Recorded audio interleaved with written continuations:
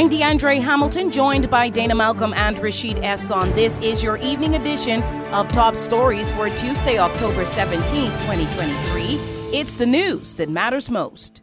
The National Health Insurance Plan has over 37,000 contributors. That's 37,000 of us working together to take care of one another. Your contribution ensures my wife and unborn child gets the prenatal care they deserve. Your contribution helps me to afford my medication. Your contribution has helped my loved one receive treatment during their untimely emergency. Your contribution gives my family peace of mind. So thank you for your contribution. This message has been brought to you by the National Health Insurance Board, building a healthy nation, one person at a time. The People's Democratic Movement is making it clear that they are not gloating in the recent SIPT trial verdicts after condemning words expressed across various platforms by members of the public. The PDM chairman, Ezra Taylor, has issued a statement encouraging residents to be prayerful as convicted former Deputy Premier Floyd Hall and attorney Clayton Green both fight to clear their names. The men were convicted last month and sentenced last week in the highly publicized TCI government corruption trials. Now to Dana Malcolm with more TCI top stories. A new report from the UK media house, The Guardian, is exposing the length of time it takes for residents' policing concerns to be heard in the Turks and Caicos. On October 17th, several gaps in the local police force, including limited forensic abilities, no management structures for serious incidents, and outdated record keeping made international news following a supposed investigation by the UK Foreign Office. The problem is, those complaints have been laid against the police by locals for years. The report was prompted by a bout of violence unlike anything ever seen in the OTs last year, The Guardian says. It is now highlighting the disconnect between TCI civilians, the police, and the Foreign Office responsible for national security. Magnetic Media is your news leader. Rashid Esson is ahead with Caribbean top stories. Join the Turks and Caicos Islands Hospital in supporting Breast Cancer Awareness Month. Together, let's raise awareness, promote regular screenings, and support those affected by breast cancer.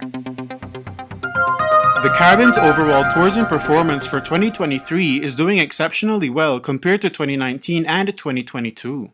This was revealed by Caribbean Tourism Organization Chairman Kenneth Bryan at a SOTIC press conference on October 13th. I want us to understand that we are at serious risk. The climate change and all of the negatives that we have been speaking about for decades is here.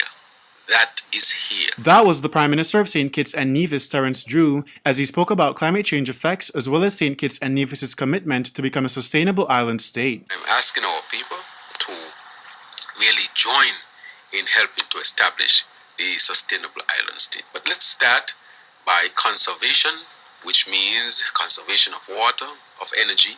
Let's start by producing less waste. He was speaking in an interview with Freedom FM. Yesterday, October 16th, was World Food Day, and this year's focus was water under the theme, Water is Life, Water is Food, due to the fact that global water availability is threatened by various factors, including climate change and urbanization, according to the Food and Agriculture Organization of the United Nations. Wyndham Grand's brand new Sam Lord's Castle Resort unlocked its doors in Barbados with a soft opening on October 12th, an official opening set for early 2024, according to Caribbean Journal. You're listening to Magnetic Media, the power of attraction. Are you ready to turn your passion for hospitality and tourism into a thriving career? Well, here's an opportunity just for you. Check out these skill certificates at University of the Bahamas. You can choose from 3 concentrations: culinary, pre-culinary, and hospitality. You can complete this program within as little as 6 months, get hands-on training in the highest industry standard, and learn from world-class faculty. Apply today. Space is limited. Call the School of Tourism, Hospitality, Culinary Arts, and Leisure Management at 677-3201. Or come on in and find out more.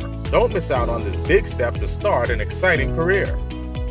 Faion Hicks, the Turks and Caicos' beloved football star, has left his originally drafted team, the Broncos, and is now part of the New Orleans Saints practice squad. The September switch moves him from the West to South Division.